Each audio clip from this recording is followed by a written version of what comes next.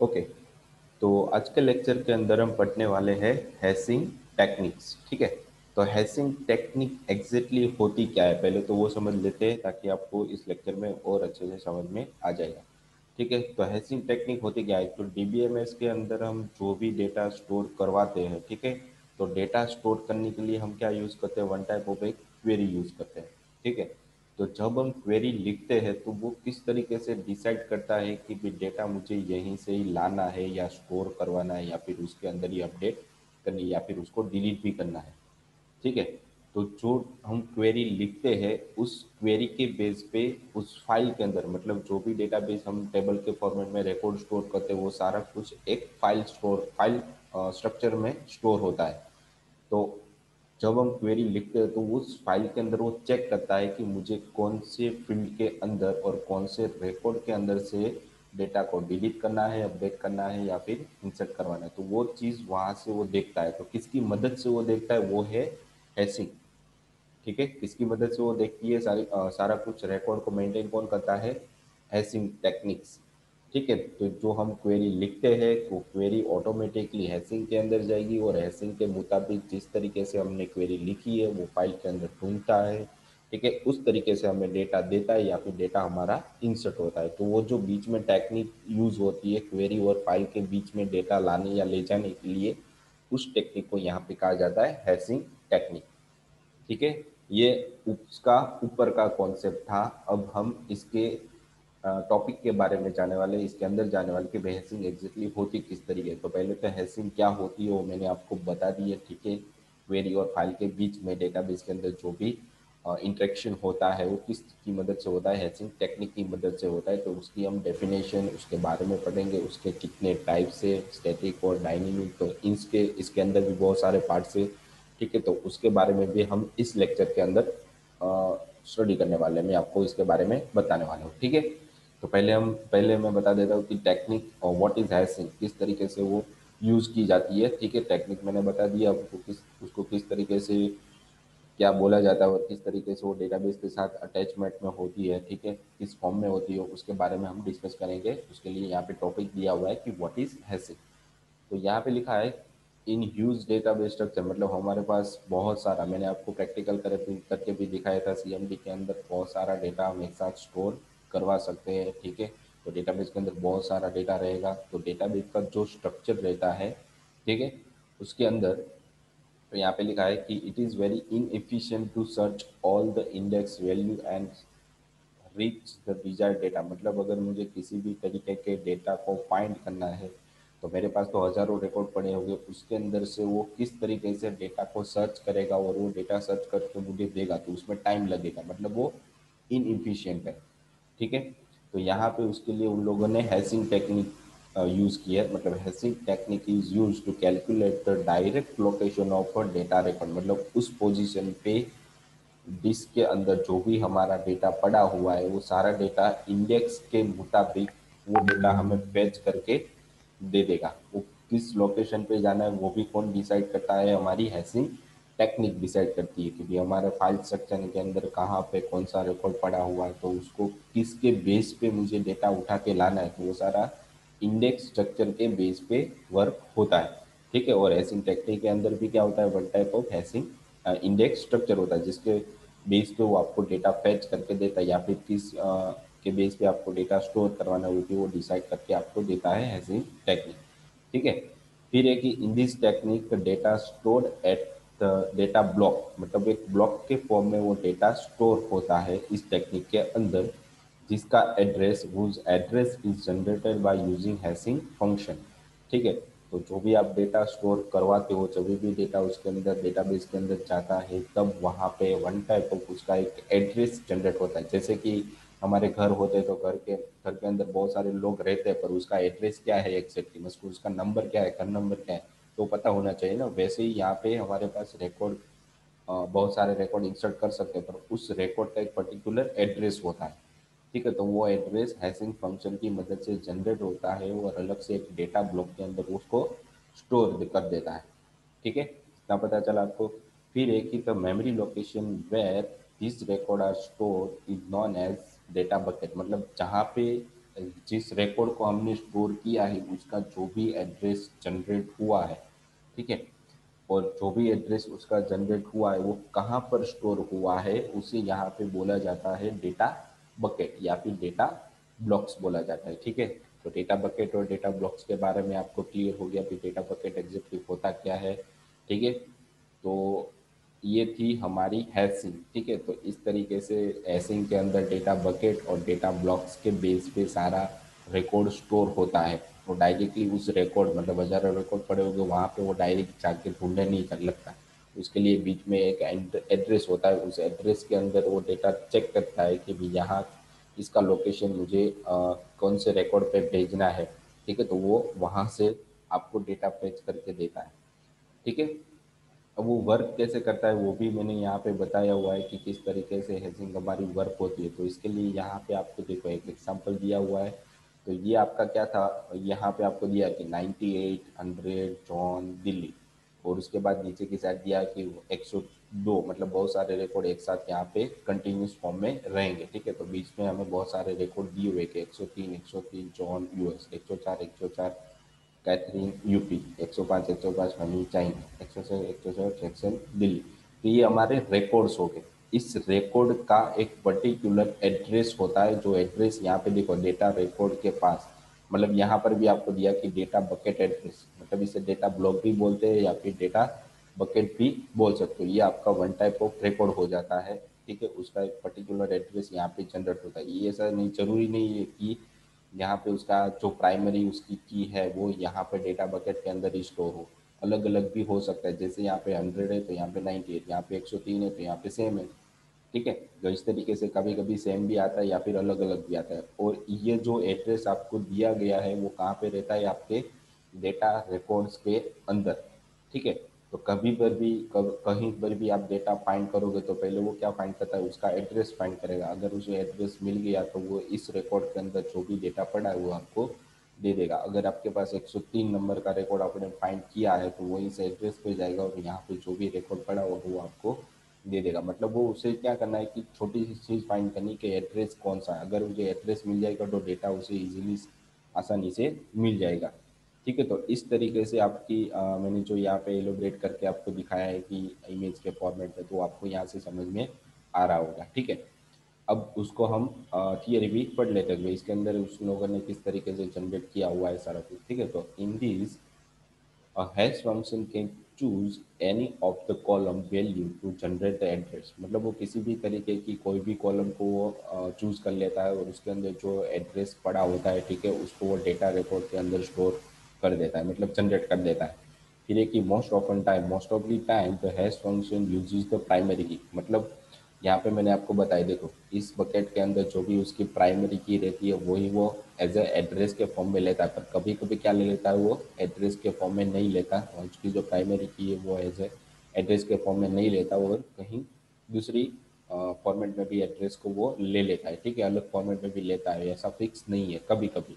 तो यहाँ पे लिखा है कि मोस्ट ऑफन टाइप, मतलब मोस्टली टाइम में हैश फंक्शन क्या करता है कि उस रिकॉर्ड की प्राइमरी की को ही वो as a address data bucket के अंदर स्टोर कर देता है। यहाँ पे जैसे मैंने आपको इमेज के अंदर आपको दिख रहा है, ठीक है। फिर एक कि hash function is simple mathematical function to any complex mathematic function, मतलब किसी भी तरीके की मैथमेटिकली कॉम्प्लेक्स फंक्शन को सिंपल बनाने के लिए हैश फंक्शन का यहाँ पे यूज़ किया जाता है, ठीक है। यहाँ पे आपको बहुत सारा डेटा दिया हो तो उसकी इजी करना है तो मैंने क्या कर दिया, उसकी एक सिंपल एड्रेस बना दी। तो ये हमारा सिंपल मैथमेटिकल फंक्शन हो गया। और यहाँ पे कहीं पर भी आपको जाना है तो उसके अंदर बहुत सारा रिकॉर्ड पड़ा है, तो ये हमारा कॉम्प्लेक्स, इसको मैनेज करना हमारे लिए मुश्किल हो जाता है डेटा लाने ले जाने के लिए या फिर सर्च करने के लिए, ठीक है। पर एड्रेस को सर्च करना बहुत ही ईजी हो जाता है। तो ये टास्क हमारा सिंपल हो जाता है किसकी मदद से, हैश फंक्शन की मदद से। फिर एक we can even consider the primary key itself as a, मतलब उसकी जो प्राइमरी की है उसको भी हम एज ए एड्रेसेस कवर कर सकते हैं, मतलब उसके एड्रेस के बेस पर ही उसकी प्राइमरी की बेस क्या प्राइमरी के बेस पर भी उस डेटा को उस रिकॉर्ड को फैच हम करवा सकते हैं या फिर यूज़ हम उसको कर सकते हैं। उसके बाद है कि that means each row whose address will be same as a primary key stored in a data blocks, ठीक है, मतलब मैं जिसकी प्राइमरी की और जिसका डेटा बकेट एड्रेस सेम होता है वो ऑलवेज डेटा ब्लॉक्स के अंदर स्टोर रहता है।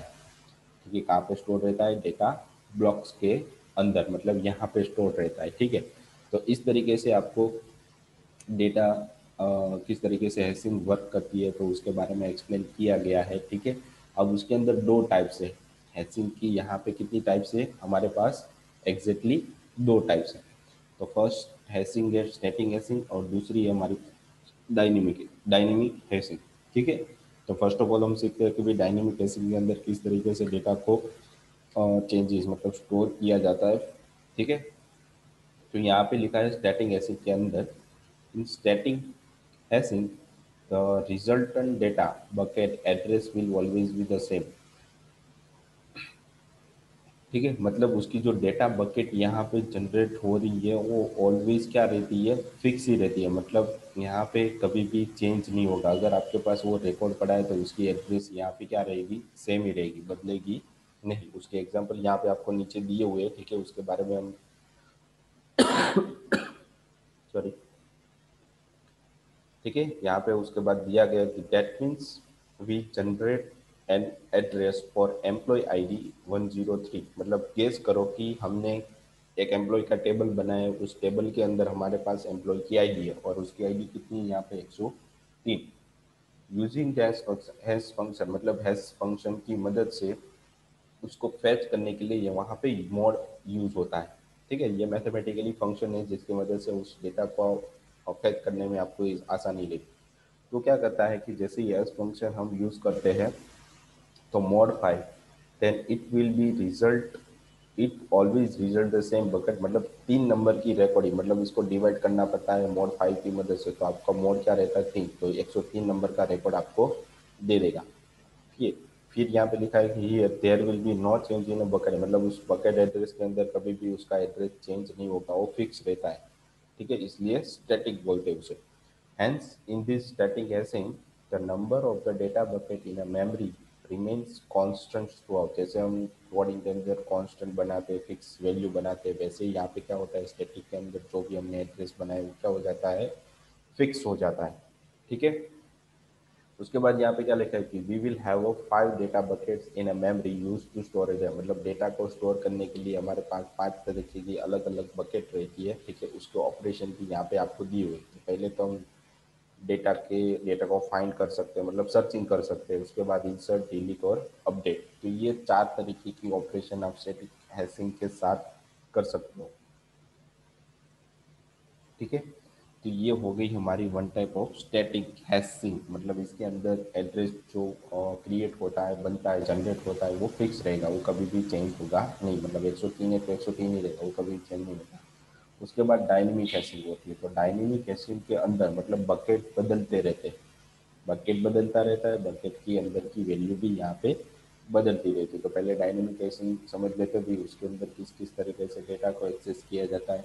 ठीक है, तो यहाँ पे कि dynamic hashing method is use to overcome problem of static hashing like bucket और, मतलब जब भी उसके अंदर डेटा फुल हो जाता है तो होता क्या है कि वहाँ पे बकेट तो हमारे पास फिक्स रहती है। ठीक है, तो उसके अंदर जो भी हमारा रिकॉर्ड रहता है उसकी एड्रेस स्टोर करने के लिए स्टैटिक हैशिंग के अंदर क्या होता है कि फिक्स बकेट होता है। तो वो वहाँ पे अगर मेरे पास डेटा बढ़ गया तो क्या करेंगे, अगर डेटा मेरे पास कम है तो क्या करेंगे? तो स्टैटिक हैशिंग के पास फिक्स बकेट रहते हैं, जबकि डायनेमिक के अंदर जितने रिकॉर्ड आप इंसर्ट करवाते हो या फिर डेटा जो भी ऑपरेशन है उसके साथ करवाना है तो उस हिसाब से बकेट बढ़ भी जाएगी और कम भी हो जाएगी। मतलब जितना डेटा रहेगा उस हिसाब से ही बकेट बनती है, या बकेट ज़्यादा हो जाती है या फिर कम हो जाती है। मतलब वो अपने हिसाब से ही बकेट को मैनिपुलेट कर सकता है। मतलब एड्रेस जो रिकॉर्ड आपका स्टोर होता है उस रिकॉर्ड के मुताबिक एड्रेस जनरेट होता है और उस एड्रेस को स्टोर करने के लिए बकेट की ज़रूरत पड़ती है। ठीक है, ताकि हमारी जो क्वेरी है वो सही से चल चल सके। ठीक है, तो उसके लिए यहाँ पे डायनेमिक, तो डायस्टैटिक में पता चला कि स्टैटिक के अंदर जो भी बकेट रहती है वो किसके हिसाब से रहती है? जो भी डेटा आपने स्टोर करा है उसके हिसाब से रहती है। जबकि डायनेमिक ऐसे के अंदर क्या होता है कि जिस तरीके से हम डेटा बढ़ाएंगे या कम करेंगे तो उस हिसाब से बकेट ऑटोमेटिकली कम या ज़्यादा हो जाएगी। ठीक है, मतलब अपने आप से ही बकेट को इंक्रीज और डिक्रीज कर सकता है। तो इसके बारे में नीचे भी आपको एक्सप्लेन किया हुआ है। इन this method data bucket grow and shrink, मतलब बढ़ना और कम होना एज अ रिकॉर्ड, मतलब किसके बेस पे, रिकॉर्ड के बेस पे वो इंक्रीज होगी या फिर डिक्रीज, मतलब जैसे ही आपके रिकॉर्ड बढ़ेंगे उसके अंदर तो बकेट ऑटोमेटिकली बढ़ जाएगी, जैसे ही रिकॉर्ड कम होगी डिक्रीज होगी तो वो ऑटोमेटिकली श्रिंक हो जाएगी, मतलब कम हो जाएगी। ठीक है।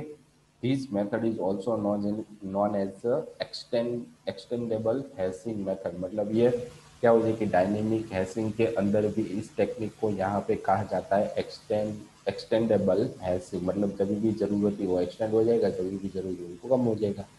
ठीक है, तो इस तरीके से डायनेमिक हैशिंग के अंदर बकेट मतलब एड्रेस जो स्टोर होता है वो ऑटोमेटिकली ग्रो या श्रिंक कर सकते हैं बेस्ड ऑन रिकॉर्ड्स। ठीक है। This method make hashing dynamic, मतलब ये एक्सटेंडेबल हैशिंग मेथड है, वही उसी मेथड को यहाँ पे क्या बोला जाता है, डायनेमिक हैशिंग।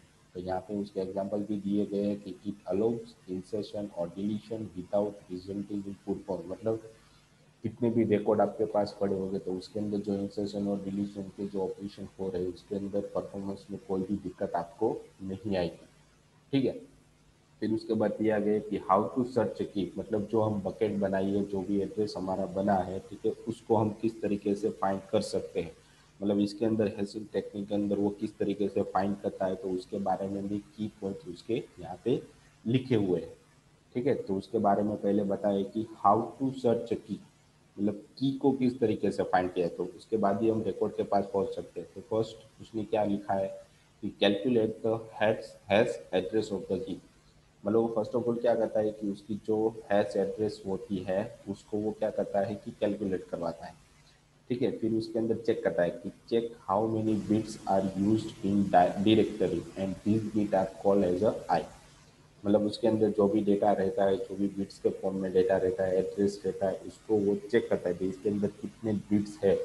ठीक है, और उस बिट्स को वो क्या नाम देता है, आई। ठीक है, उसके बाद तीसरा है कि टेक अ लिस्ट सिग्निफिकेंट, मतलब उसके अंदर आपने जो एड्रेस है वो 0101 फॉर्मेट के अंदर स्टोर हुआ, कन्वर्ट हो गया है, तो उस 0101 के अंदर उसके जो लास्ट बीट होते हैं उसको भी चेक करता है, मतलब take least significant i bit of the hash है, मतलब लास्ट के जो बीट्स रहते हैं उसे वो चेक करता है। This gives an index of detective, मतलब वही उसकी क्या बना देता है, इंडेक्स बना देता है।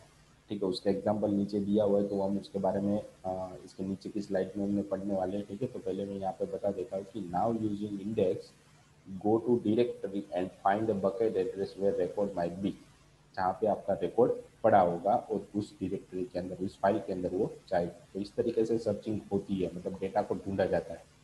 ठीक है, तो उसकी एग्जांपल यहाँ पे आपको दी हुई है आई थिंक, और उसके बाद इंसर्ट भी किया हुआ है। तो उसके अंदर इंसर्ट या उस डेटा को फाइंड किस तरीके से किया जाता है तो बाद में हम इंसर्ट पे आते हैं। ठीक है, तो पहले हम समझ लेते हैं कि उसको किस तरीके से मैनिपुलेट किया जाता है। यहाँ पे देखो एग्जांपल के तौर में क्या दिया हुआ है कि हमारे पास बहुत सारे हैश एड्रेस है, तो किस फॉर्म में, 010 फॉर्मेट में अंदर पड़े हुए हैं। ठीक है, तो यहाँ पे वो क्या करेगा कि लास्ट जो दोनों बीट बची हुई है, 10 00 10 00 01 01 11, तो जो अलग अलग मतलब कितनी यहाँ पे मैक्सिमम बीट कितनी बनी है हमारे पास, 00 1 01 और 11, मतलब ये दोनों बीट हमें काउंट करनी है। हमारे पास 7 की पड़ी हुई, तो सातों की के अंदर हैश एड्रेस उसके जो लिस्ट सिग्निफिकेंट बीट थे ये वाले दोनों, 10 00, तो ये दो, फिर ये वापस से आ रहा है 10, तो यहाँ पे देखो 10 आ रहा है, यहाँ पे 00 आ रहा है, फिर उसके बाद 00 वापस है, फिर वापस 01 है, फिर वापस 01 है, और यहाँ पे 11, तो चार अलग अलग तरीके की यहाँ पे डेटा रिकॉर्ड्स बनेंगे। ठीक है, फिर उसके बाद यहाँ पे एक्सप्लेन भी आपको दिया है, देखो the last two bits of 2 and 4 are zero, मतलब 2 नंबर की और 4 नंबर की लास्ट सिग्निफिकेंट बिट सेम है, देखो 00, इसकी भी 00 है। तो वो क्या करेगा कि 00 बकेट के अंदर वो क्या कर देगा, 2 नंबर की और 4 नंबर की को यहाँ पे रख देगा, देखो 2 और 4 को क्या यहाँ पे रख दिया उसने, 00 बकेट के अंदर रख दिया।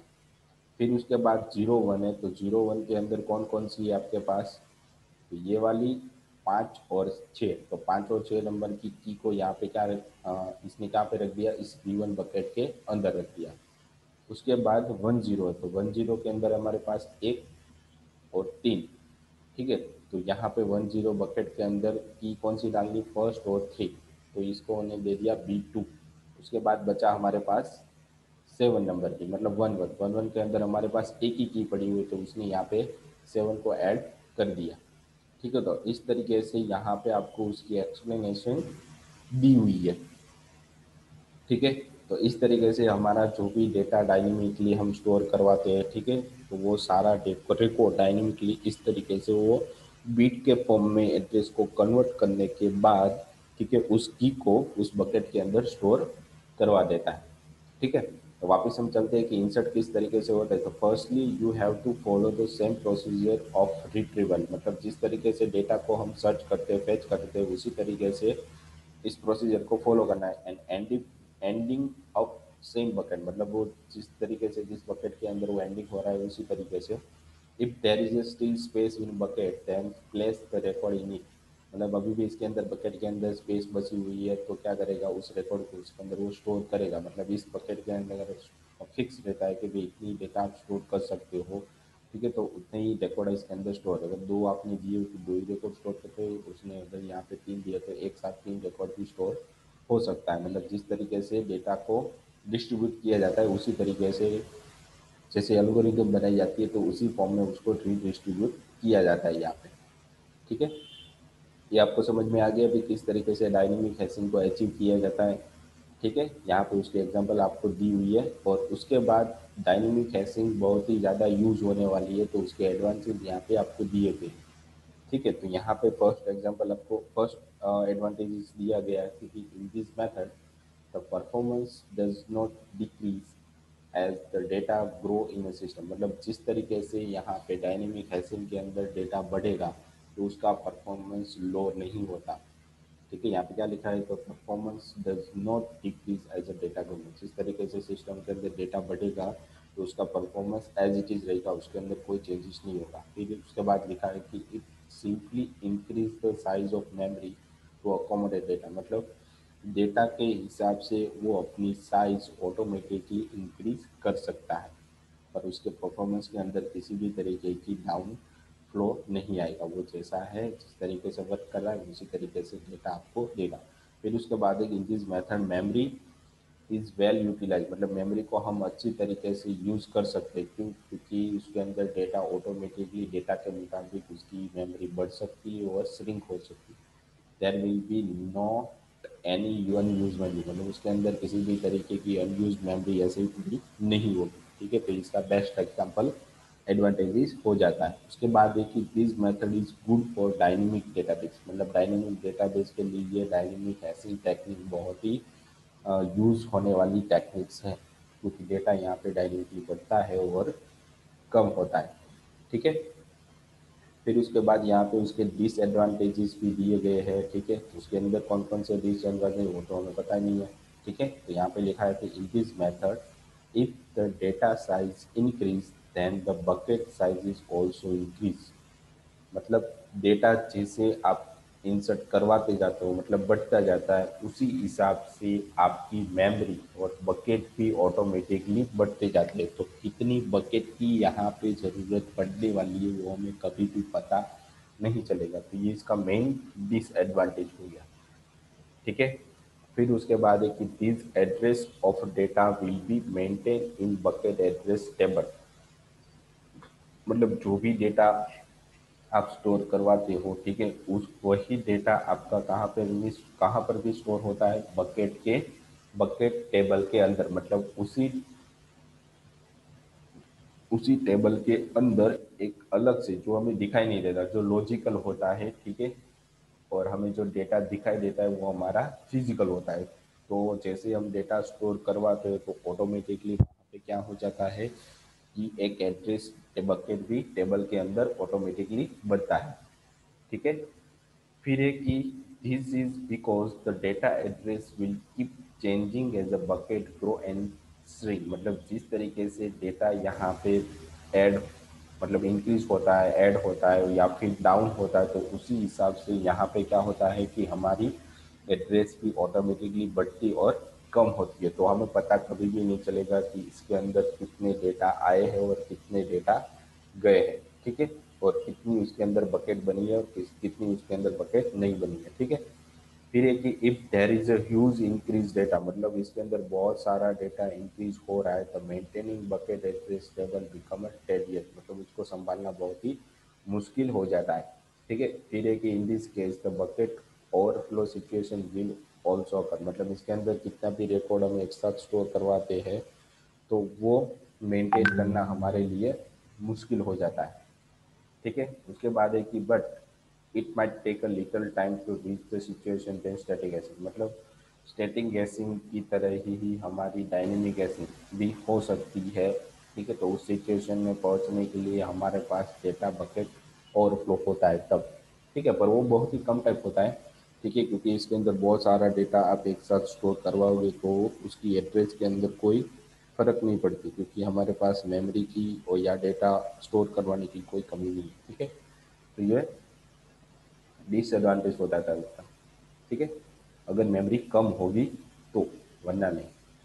तो ये हमारी हैशिंग टेक्निक्स थी जिसके बारे में आज के लेक्चर के अंदर मैंने आपको बताया कि आप टेबल के अंदर किस तरीके से डेटा स्टोर करते हो, मतलब क्वेरी लिखते हो तो उस क्वेरी को कौन जनरेट करवाता है, ठीक है, और कहाँ पे स्टोर करवाता है किसकी मदद से। तो ये सारा कुछ किसकी मदद से होता है, हमारी हैशिंग टेक्निक की मदद। और हैशिंग टेक्निक के अंदर भी हमारे पास क्या रहते हैं कि डेटा को स्टोर करने के लिए या फिर उसको बदलने के लिए भी हमारे पास यहाँ पे क्वेरी दी गई, तो उस क्वेरी की मदद से ही, मतलब हैशिंग फंक्शन की मदद से ही हमें सारा डेटा मिलता है, वही परफॉर्मेंस में, मतलब उसका परफॉर्मेंस भी कभी यहाँ पे लो नहीं होता, ठीक है। तो ये इसकी मेन एडवांटेजेस हो जाती है, ठीक है। तो इस लेक्चर में अंदर आपको आई होप कि पता चल गया होगा कि हैशिंग टेक्निक एग्जैक्टली होती क्या है, ठीक है। अगर आपको इसके बारे में और भी पढ़ना है या फिर रिसर्च करना है तो आप रिसर्च भी कर सकते हो हैशिंग टेक्निक के बारे में, ठीक है। बहुत सारी जगह पे ये यूज होता है,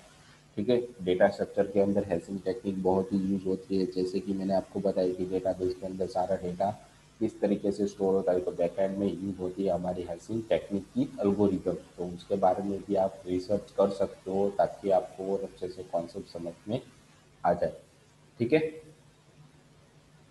तो आज के लेक्चर के लिए इतना ही था। Thank you.